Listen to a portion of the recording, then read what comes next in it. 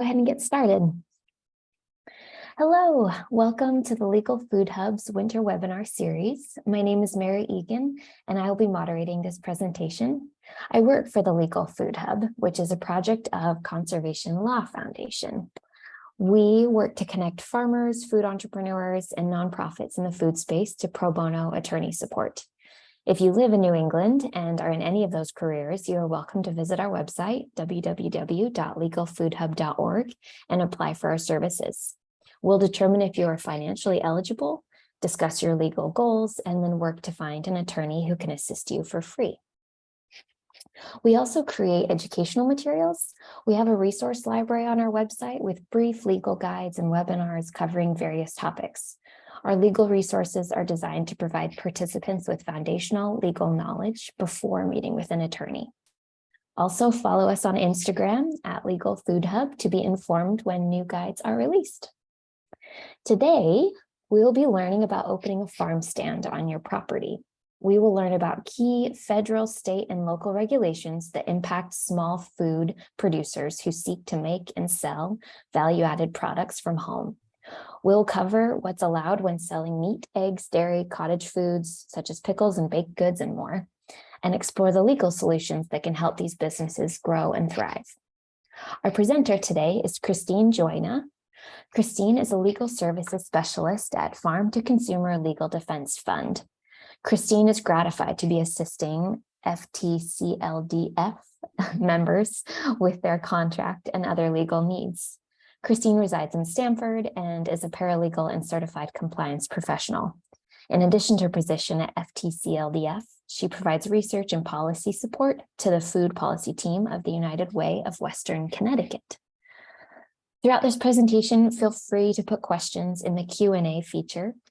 We will either answer them on the spot or wait until the end, depending on the question.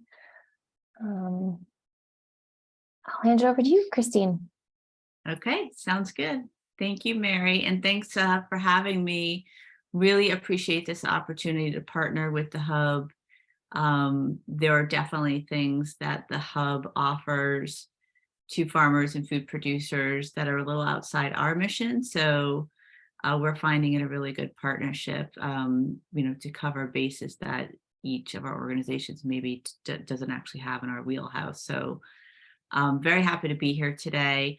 I guess I should start off by just making clear that I am not a lawyer. I'm a paralegal by education and experience, and I work as a legal specialist with the Farm to Consumer Legal Defense Fund and have been there a little over 3.5 years now. So what are we? If you have never heard of our organization before, we are a nonprofit. We have members all across the country. So we work in each state with each state's laws and regulations. Also at the federal level, we definitely cover what is being done at the federal level with regards to all these different food categories that Mary mentioned before. So our goal, our mission is to help make sure that people, farmers, homesteaders, cottage food makers, have the right to produce the food they want to produce, and that the public has the right to purchase the food they want to feed for their families. Doesn't matter what the food is, we believe that food producers and eaters have the right to choose their food, not the government. So we offer, with an annual membership, we provide a variety of different services to our members. We will step in and challenge local zoning, or health, agricultural inspector, or other inspector decisions if we believe the rules that have been misinterpreted by them. We draft contracts on behalf of our members, so herd share agreements, meat share agreements, similar documents, which I will get into a little bit more as we go through the presentation. We also have a 24/7 emergency hotline so that if, generally you get calls from members in a more emergency situation, they have an inspector on their property, they're a little rattled, they're not sure exactly how to address their concerns, and so they can call and be connected with one of our lawyers to get some immediate assistance and direction. Also, we may offer some possible legal representation in court if a matter escalates into a full-blown enforcement action. And we do educational resources. So like the hub does, we do regular member webinars. We offer some resources on our website that we'll talk about a little bit to just help people get a better sense of what's allowed in their state and with regard to the food they want to produce. We also do a lot of policy work. So a lot of states are currently in their legislative sessions. And so we are tracking bills across the country that relate to our mission and trying to throw our support behind them to make sure they get passed if they're good, and challenge them if they contain provisions that might be more restrictive for our members. Essentially, our key goal is to protect our members from regulatory outreach. That is why we exist. Okay, next slide. So Mary already mentioned this, but this is some of the key categories I think we're going to cover today and that we work with most often. As I mentioned before, we assist members across the country in all states, but because the hub is based in the Northeast, I will use the Northeast states as sort of representative examples of state law when I talk about state law. We'll definitely talk about federal, but then we'll also go to the state level. And I have reviewed questions a lot of you submitted in advance of today's presentation. I think a lot of what you had asked will be covered in my comments. And if not, perhaps we can address them offline. Some of them were very specific, so it may be difficult to address very specific questions that are unique to maybe one state. But hopefully, like I said, we can cover most of them. And again, I will point to resources that you can check out on our website for perhaps some more answers to your questions. Okay, next. So we're going to start with meat, and some of this may be things you already know, but just to make sure I'm being very comprehensive and covering this for the entire audience, I will just go through what the understandings are in each of these categories. So meat cannot be sold unless the animal has been slaughtered and processed at a federally inspected facility or a state inspected facility. There are certain exemptions from these rules. One is for personal use. So if you are raising, slaughtering, and processing an animal to be consumed by your own household, that is allowed without having to get inspected. The second exemption is what's called the custom exemption. And so this allows an owner of a live animal to take their animal to a custom processor. And this is one where there is not regular 24/7 inspection as in this federal and state facilities, and have the animal processed on behalf of the owners. So you can raise the animal, you can establish an owner relationship with your customers, and then you can have the animal slaughtered and processed on their behalf at a custom facility and then returned to them, again, for their own consumption in their home. It cannot be resold. And meat share agreements can offer some protection and demonstrate the ownership relationship.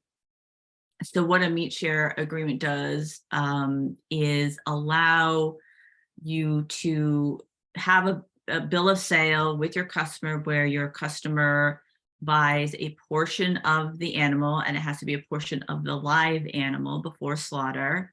And then they are then entitled to receive that meat at the point in time when the animal is ready for slaughter and processing.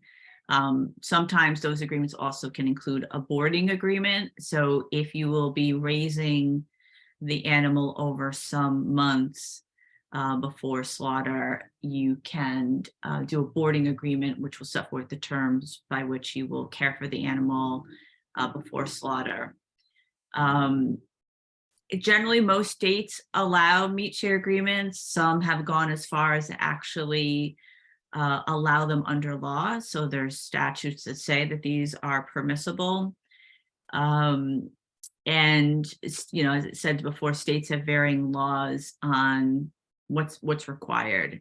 Do you need to get registered? Do you need to get a license as a custom exempt operator?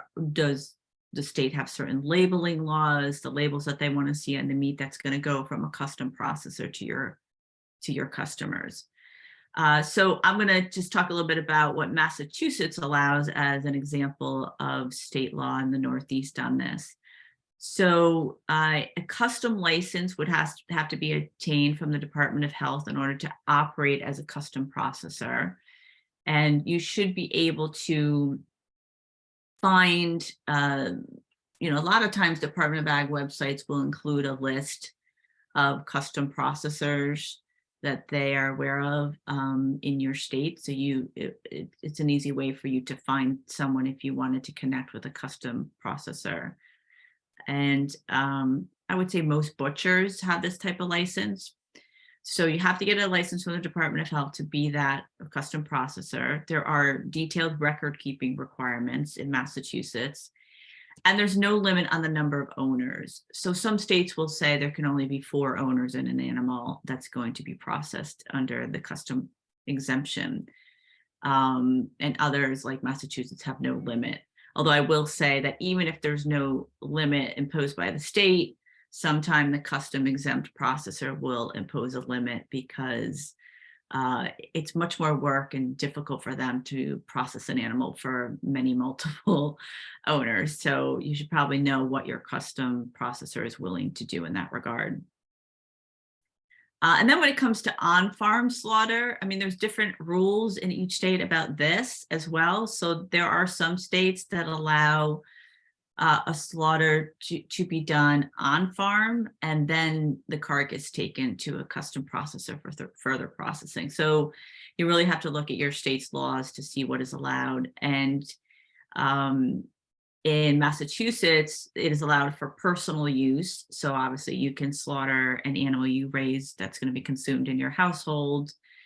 And then if you're doing it on behalf of other people, a producer who raises the animal can do the slaughter, but the new owner couldn't come onto your property and do the slaughter. Some states say that the person who sold a portion of the animal to can actually come onto the producer's property and participate or conduct the slaughter, and then it can go to a custom facility for further processing. Okay, next slide.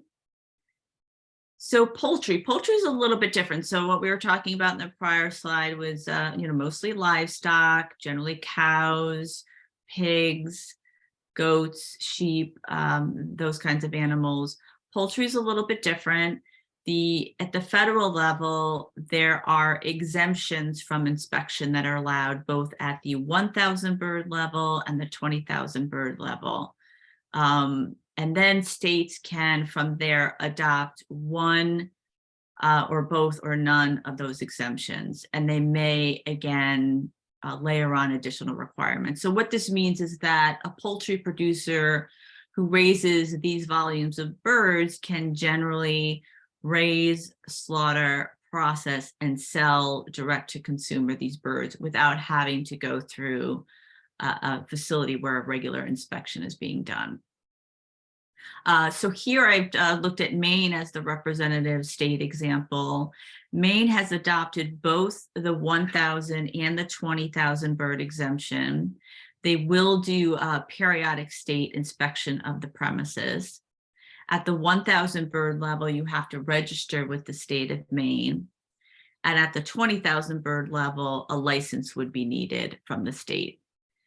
They also have some rules on slaughter, which says, under these exemptions in Maine, you can slaughter and defeather the birds outside in an open air setting, but the actual further processing has to take place in a building or structure that has walls, ceilings, floors that are very easy to be cleaned.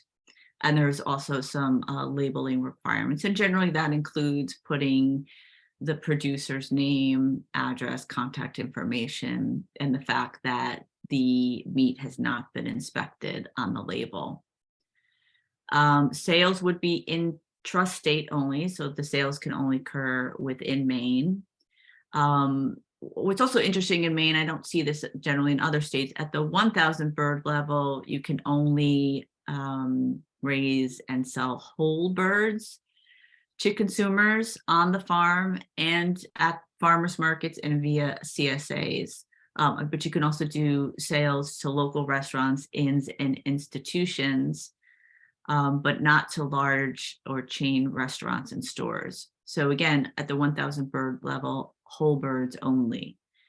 At the 20,000 bird level in Maine, whole birds, but also parts of the birds can be sold direct to consumer and some other retail stores, hotels, etc. So you can further process the birds at the 20,000 bird level and sell parts, whether it's breasts or thighs or whatever.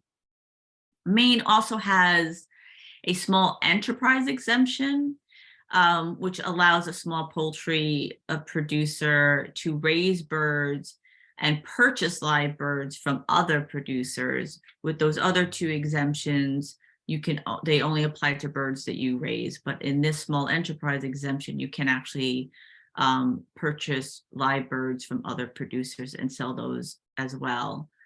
But it has to, whether it's a bird you raise or purchase from others, the combination total would have to be 20,000 or less birds for distribution. And with that exemption, you can also sell in the form of whole birds or birds that are cut up into parts. Okay, next slide. So eggs, again, at the federal level, the general rule is that you can sell ungraded eggs if you have less than 3,000 hens that you're raising. And then once again, states can add on their own restrictions to that. They may only allow direct to consumer sales, which may or may not include farmers markets. And then they sometimes also layer on top labeling requirements. So in New Hampshire, there's no licensing, but USDA's registration is required if you have more than 3,000 laying hens. So if you stay under 3,000 hens, you don't have to register, but if you go over, you would. New Hampshire does have certain labeling requirements. Handling of the eggs is not required in New Hampshire. The eggs must be clean, so while washing is not required, and I know in some circles it's controversial because washing sometimes takes off a protective coating that people believe is important. So it's not required, but it is recommended. And the eggs have to be refrigerated at a temperature less than 45 degrees during storage, transport, and at the point of sale. So if you decide to go to a farmer's market, you have to make sure they're properly refrigerated from farm all the way to sale. Okay, next screen. So dairy. This is an area that we as an organization really probably work in the most. This is where our members have the most need for assistance from our organization. So due to the federal ban on raw milk for human consumption in interstate commerce, meaning you can't cross state lines with raw dairy, the laws then differ from state to state. So the pasteurized milk ordinance at the federal level is a model law. It's not a regulation, and states can choose to adopt the PMO or just parts of it. So then they have a mix of rules in every state. Some prohibit sales at all from occurring on the farm or off the farm. Some will allow limited sales from the farm. Some will even allow retail at some levels, so you can actually take your raw milk and your raw milk products and do some retail sales. And then others, like I said, will only allow on-farm sales. And there's different rules in each state about the use of herd share agreements. So some states will, in their law, specifically prohibit the use of herd share agreements. Other states under law will explicitly allow them. And then there's a number of states that are silent in their law as to the use of herd share agreements. And we as an organization take the position that where a state is silent about herd shares, they're know they exist and they're sort of looking the other way. They're allowing them until we get further notice otherwise.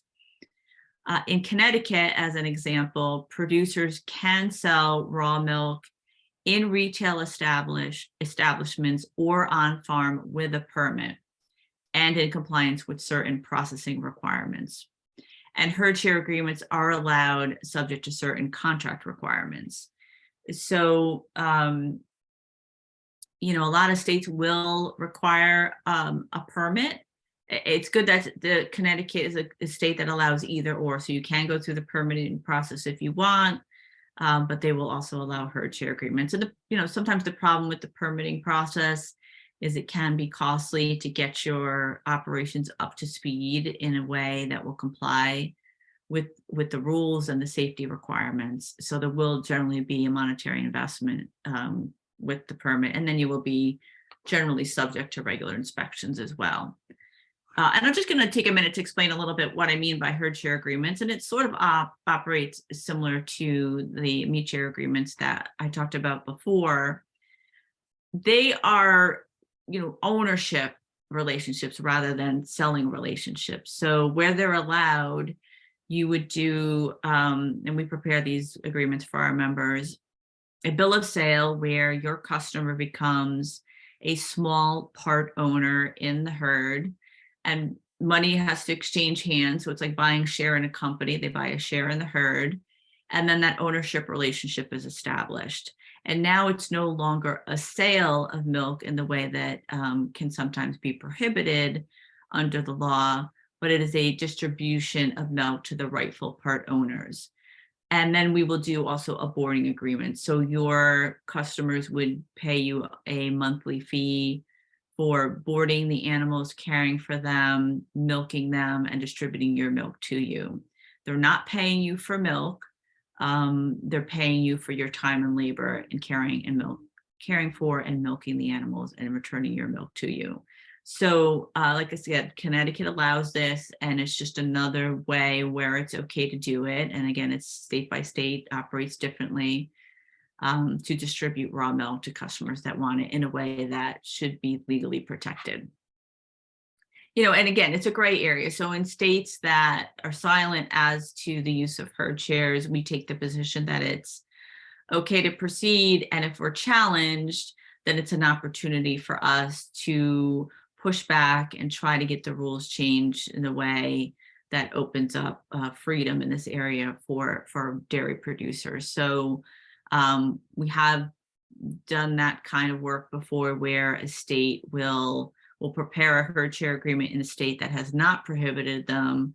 We've gotten some pushback, and then we push back again and try to get the rules changed. And we've been successful in doing that in a couple of parts of the country. So it's a good effort for us to clear the air and try to increase the rights of food producers.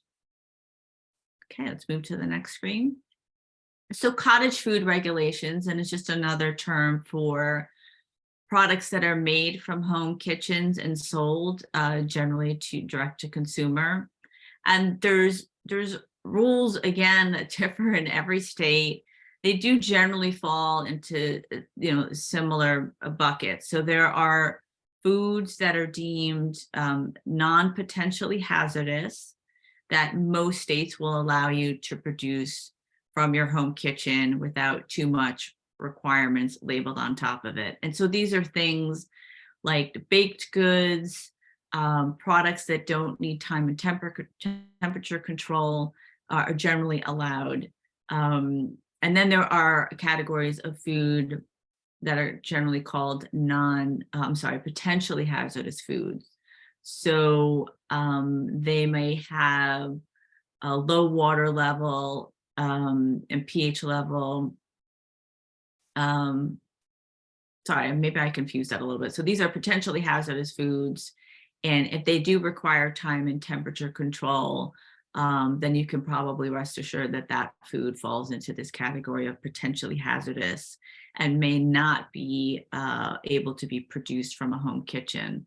Although again, this varies. Some states are getting a little bit more lax in this and allowing more potentially hazardous foods to be produced, as long as, again, there's labeling and it's made clear to the consumer that the product is made from a home kitchen, and may not be subject to inspection, so that your customers are alerted to how the product was made. There may be additional testing of the product that a state would require if they think it's potentially hazardous, to get themselves more comfortable that it's being made, in a proper way that doesn't promote bacteria and perhaps illness.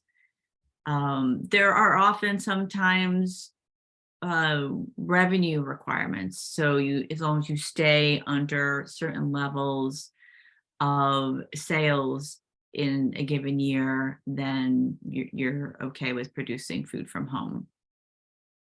So I took a look at Vermont, and the rules in Vermont say that breads, cakes, muffins, cookies, again, things that don't need time and temperature control, you do not require a license from the state if your annual sales are 6,500 or below, although you have to file an exemption declaration. So it's just basically saying, I'm choosing to operate under the exemption from inspection, and I meet these requirements about being under this annual sales limit. There are also some labeling requirements, which again would be mostly name, address, phone number, a way for the consumer to contact you if they encountered some sort of problem with the product. And you can sell direct to consumers at farm stands and farmers markets, but you couldn't sell these products to restaurants. For products, again, we're talking about Vermont, such as jams, jellies, candies, chocolate, salsa. There is no license needed if your annual sales are 10,000 or less. And again, you have to file an exemption declaration. And then if you wanted to make food that needs time or temperature control, such as baked goods with meats in them, you would have to acquire what's called a home caterer license from the state of Vermont. And then I will just also say that whenever you're considering a business like this, where you might be selling products from your home, you really, probably before you even look at the cottage food laws, should look at what your local municipality allows. Look at the zoning rules. Will you need a permit? Do they allow you to sell products from your home? Will the health department want you to do some water testing to make sure that the water that you're using in preparing these products is safe and passes all their requirements? You also might need state business or tax registration. So there's other considerations, obviously, beyond just what the food laws say about what is allowed. Next screen. So I just wanted to give you a sense of what is allowed in other states. I won't go through all of these, but we are finding that there is a general relaxing of the rules across the country to allow for broader categories of food to be sold. We are seeing some bills, especially in the current legislature, that allows an increase in that annual revenue sales. So Florida, for instance, I think it was last year, had a cap of annual sales for cottage foods at 50,000 a year, and they jumped up to 250,000, which is a big jump. I mean, most states, when we see increases, will jump up 10, 15, 20, 25,000, but that is a huge jump up. So definitely movement in the right direction. Some states also now online sales of cottage foods. So Indiana, for example, allows a home food producer to do online sales and then deliver the food product to the consumer using a third-party vendor. And I also just wanted to point out in Maine, last year really was first in the country to move forward with a state constitutional amendment regarding making access to food and growing food a constitutional right. So we hope to see more states moving this direction. And what this generally does, it allows local governments to broadly exempt food producers engaged in direct-to-consumer sales at the point of production from food safety regulations. So it's basically saying that, we think this is an inherent right, and we wouldn't want cities and towns to restrict food producers in their area from being able to do this. So it should make it more difficult for local rules to prevent you from proceeding in this area. And the only thing it really excludes is meat and raw dairy. I mean, meat and raw dairy is still pretty controversial when it comes to being made from a home kitchen. And I'm not saying you can't make products from a home kitchen with meat and raw dairy, but you're probably going to have to meet additional requirements, and it may in most cases require you to get a commercial kitchen license. So meaning, you probably would have to build a separate kitchen on your property and come into compliance with all those rules. They wouldn't want you to be doing it in your home kitchen where you're cooking meals for your family, where there may be pets coming in and out, or maybe the water supply is not as robust as it needs to be. So it's not to say you can't do them, but you'll have to jump through a lot more hoops, I think, if you want to do some of these products that are a little bit more risky in their eyes. Okay, next screen. I did want to take a moment to talk a little bit about the Food Safety Modernization Act. And this is a federal law that's been rolling out in stages over the last few years of, I think, all but maybe one that pertains to water and safe water on your property have been pretty much rolled out by now. So this came into being because the government wanted a rapid and an effective way of tracking a food product and its ingredients through all the steps in the supply chain. And where there were outbreaks of E. coli or other contamination, allow them to more easily find the source of the contamination and get it shut down a little bit more quickly. So the shift has really been from responding to foodborne illnesses to trying to prevent it. I mean, think in years past, the government would jump in and once they heard about an outbreak, then they would do their investigation and try to track it down and do recalls. But now they're trying to do it much more proactively. So a key focus of this law is produce, although there are certain rules for cheeses, nut butters, eggs, fish, and other ready-to-eat foods such as deli salads. Certain foods that are rarely consumed raw, such as asparagus, could be exempted from the requirements. So as long as it's going to go through some sort of cooking process where contamination could be addressed, then those foods might be exempt. And I've also listed on the screen some of the other exemptions. So if you're selling under a certain amount a year in produce from your farm, then you may be exempt, but then there also might be other exemptions that we could address if that question came up. And, just be thinking about it and maybe checking the rules. And certainly if you go up 25,000, above 25,000 a year in sales, you might have to comply with the rules. And I would say generally what I see is that if you're selling whole produce, you're generally okay. It's when you start processing it in any way, right? Cutting it up. Maybe you want to pre-cut vegetables and sell them that way, then there's going to be more potential regulation, and you should just look at the rules and make sure you're in compliance. Okay, we can go to the next screen. So I'll talk for a few minutes about sales avenues. It's really hard to address this fully because these rules, as I think I've made clear in all my prior screens, really do vary by state and even sometimes by a municipality. So some laws may only allow on-farm sales of certain foods, or I should say only allow certain foods to be sold on the farm. So raw milk is a very good example. You may only be able to sell that on farm. Your customers have to come to you and pick it up. You can't deliver. You can't go to a farmer's market and sell it. Although in some states you might be allowed to conduct the sale with your customer in advance, and then the farmer's market could be a delivery or drop-off point. But again, these rules can vary widely, so it's really important to check what's actually going on in your area.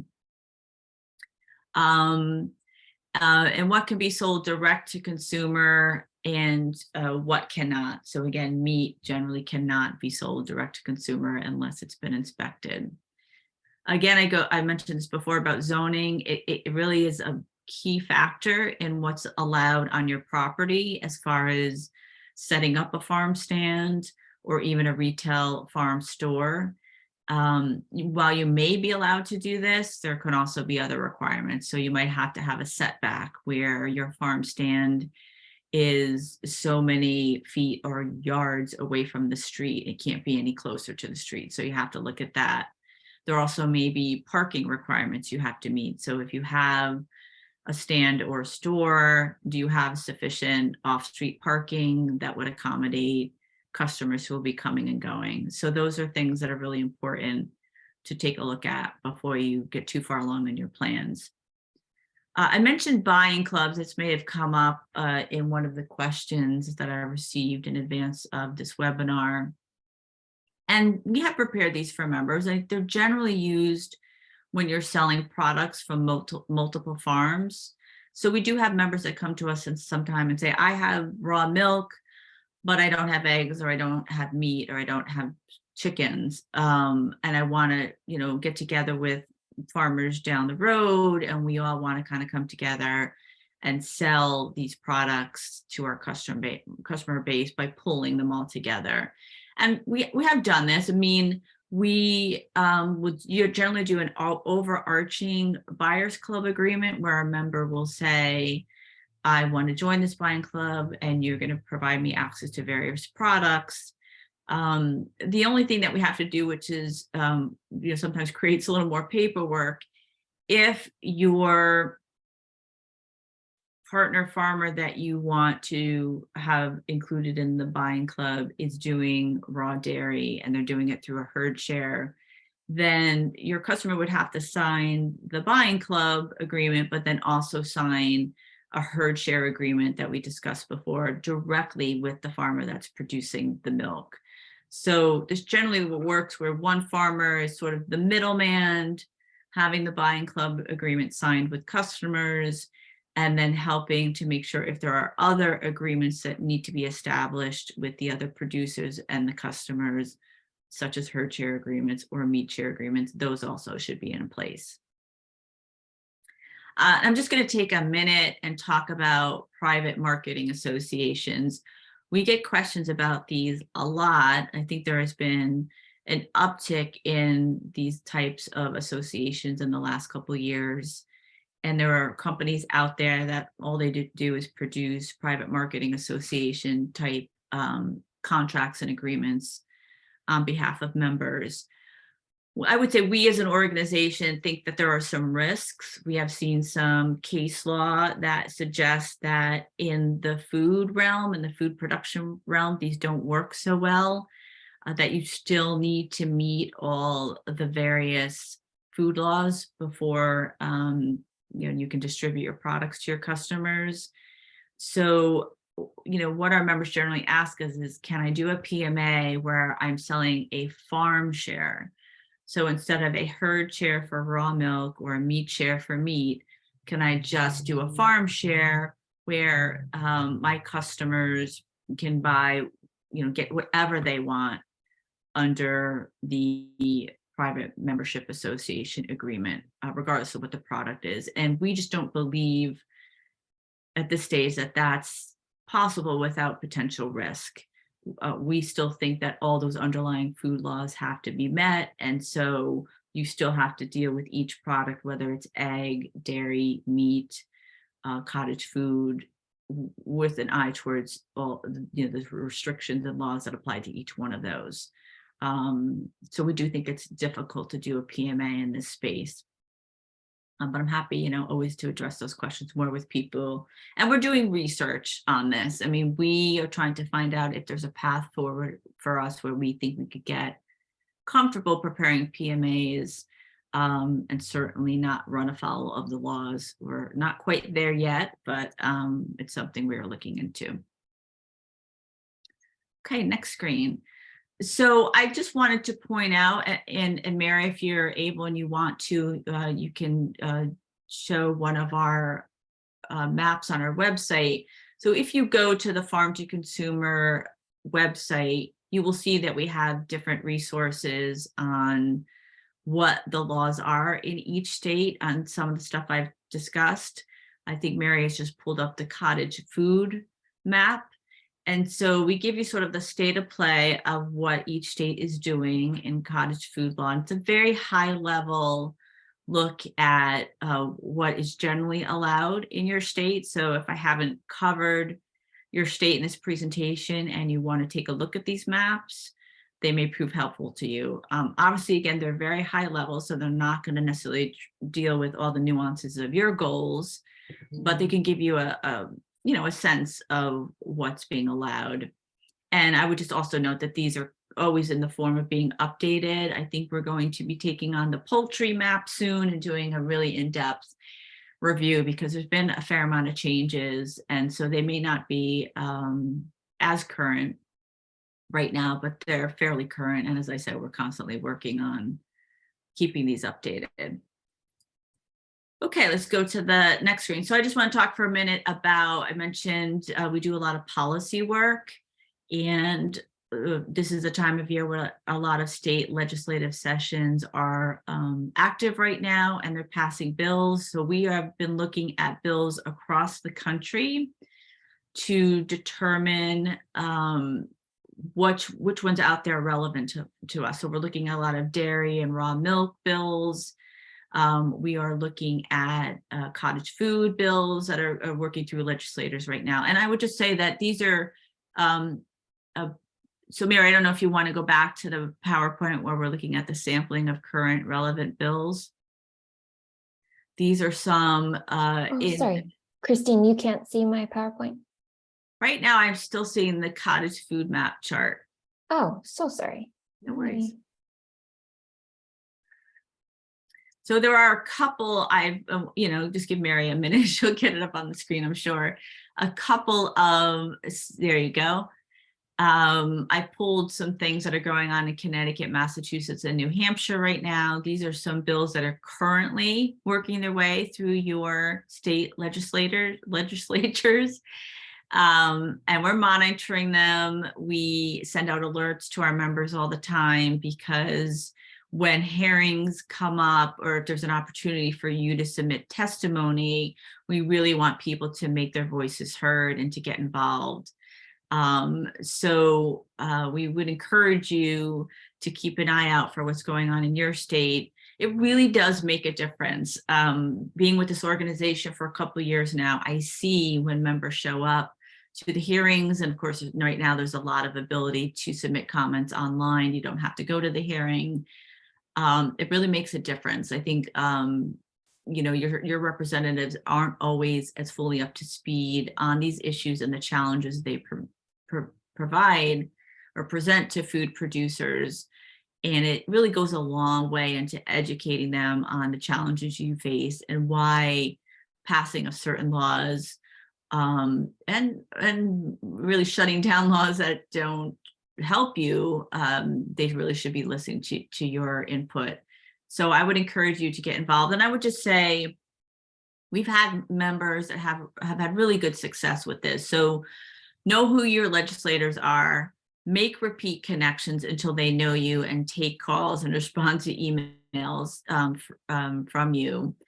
I would just give you one example. We had a member in Iowa who introduced herself to her senator at a county fair, and they just got talking about some of her challenges on her farm. She followed up with him a few times by email, and then he approached her months later at a parade and came right up to her and said he really wanted her to get involved in helping to expand raw milk rights in the state and to work with them on drafting a bill and bringing to him a sense of all the challenges she faced. So that's a really good example of just, keeping yourself in front of your legislators and kind of following up with them. And then they know you as sort of an expert in your field and get you involved in these types of efforts. So write, call, and email your legislators about laws you want them to support. Submit comments when you know they're soliciting comments. They really want to hear from their constituents about the pressure points. Attend hearings when you can, and you may be called upon to, talk about your challenges. And then I would also say align with or build a grassroots coalition. So if there are others like you that are being challenged by certain restrictions in your state, if you build a coalition of like-minded people, you're more likely to get heard and to get attention. And we, as an organization, while we can't build coalitions on our own and get behind every bill effort, we do often get behind coalitions and support them because they have already done a lot of the groundwork and are demonstrated their seriousness and moving forward. So we're happy to assist those coalitions. Okay, the next screen. So this is just showing you a little bit more about the things that we're working on. So we're going to continue. We're involved in several challenges at the federal level where we're pushing back against laws with regard to meat processing. There's also some things being done on raw butter, which right now can't be sold across state lines. And we think that's too restrictive. So we're working at the federal level and trying to change those rules. And then policy work, as I said. So not only are we tracking bills, but we're really trying to get our member base and our partners across the country involved in really pushing these efforts forward. And then just, education. We are attending more and more conferences. I've been to several NOFA conferences, which are generally organizations in the Northeast, presenting similar to this presentation today, and just also trying to educate our partner organizations as well as legislators across the country who are just not well versed all the time in these issues. So, and our partnership with the Hub is a great example of our plans to expand and to really gather like-minded organizations together to reach all these goals. So that's it in a nutshell. This is our website. I would encourage you to visit and poke around. There's a lot of good resources in addition to the maps. And I think on the first page, we provided my email address. You're free to email me. I'll do my best to answer your questions. We do work on a membership model, so we would certainly encourage you to join our organization. And we provide 2 months of consultation in the first 6 months, and then it's unlimited after that. And for issues that escalate and might go to an enforcement action or a court matter, then we might get together with you and talk about cost sharing or other arrangements that we could do. But I hope this has been helpful. I think we will now take a look at questions that have come in and address some of your questions. Yeah, thank you so much, Christine. There was some really great information in there. And I really hope everybody, I put the link in the chat to the Farm to Consumer website. So I hope people can dive in and get more answers to their questions. But yeah, we had a couple good questions come in. Two in particular are information about meat rabbits. Do meat rabbits fall under poultry or? Yeah. So that, again, I hate to keep saying it depends, but unfortunately, every state is different. So some states are really good about including rabbit in their definition of poultry. So they may be included in those exemptions, and others separate them out and either have specific rules, or I think a couple of states throw them in under the livestock bucket, which means you may not be able to process and sell them unless again, you go to an inspected facility or use this custom exempt option. So Okay. it does differ by state. Yeah, but in the laws, it should state pretty specifically, like meat rabbits qualify here, Yeah. or they might have their own separate. Okay, Exactly. perfect. And then this question came in during the cottage food law present point in the presentation. Are there any specific laws on maple syrup production? Yes, I have seen maple syrup, and again, I've seen it fall into different buckets. Sometimes it is included in, I think it's generally been included in some cases in the non-potentially hazardous bucket. Okay. But I have seen in other states where it's specifically carved out, that and honey sometimes, and has their own rules. So it's possible that there may be some testing of the product that's required to make sure that it meets the state's rules before you can sell it. But yeah, again, I think for whatever state you operate it in, we'd have to take a specific look at it. And, I think as a first start, a lot of times you can go to either, I would start with your state's Department of Agriculture website. You may also want to go to the Department of Health's website, but I think generally the agricultural websites are very helpful, and they may have a whole page dedicated to each of these products. Sometimes some websites are very good and some provide almost no information and just contact information. But you might find guidance documents and really good helpful information about the buckets of food that fall into each of those categories, whether they're potentially hazardous, non-potentially hazardous, and may also specifically address certain products like maple syrup. So start there and see if you can get some helpful information about what they allow. Perfect. And then this was just a comment. This person says, not a question, just a revelation. I did not know you existed. Thank you. We hear that a lot. Maybe we need to do better marketing, but we're trying to be more visible. Oh, there's resources everywhere. This next question is a little specific, so I don't think we're going to be able to answer it, but Christine, if you have thoughts of where to direct this person, maybe we'll open it up. But they're saying, we have a dispute with our health department, cooking a frozen pie directly from freezer to the oven. This person's in Massachusetts. Have you seen this kind of issue anywhere else? Can you make a comment, or is that? I have not seen that specific issue anywhere else. I think that because I'm sure they would deem that obviously a time temperature control type product. So, and I don't know, did you say if it was a fruit pie or a meat pie or just frozen pie? Yeah, it's hard. I mean, it maybe shouldn't be that black and white, because I think it depends on what's in the pie. That might make it a little bit more unstable or unsafe in their eyes. But pies sometimes are clearly addressed in the rules. If it's a pie that has cream in it, or has meat, it's probably falling into this potentially hazardous food category that they're gonna have more restrictions on. Other pies are not deemed, so if it's a basic fruit pie that you're freezing, I don't understand why that would be a problem.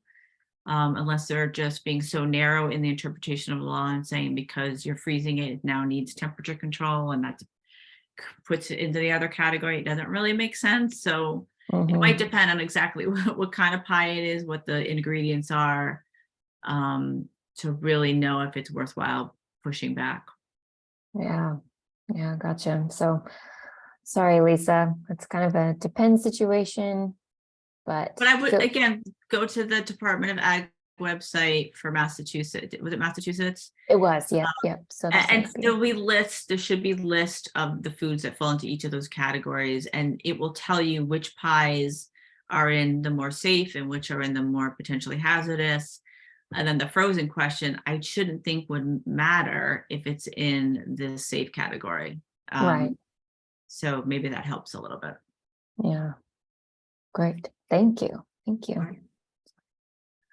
That seems to have wrapped up our questions. Okay. So I think we can wrap up this presentation. Thank you so much. Okay. This Thank you. wraps, This was great. yeah, this wraps up our entire winter webinar series at the Legal Food Hub. So remember you can apply online on our website for assistance, follow us on Instagram. Otherwise, we'll be presenting more webinars next year.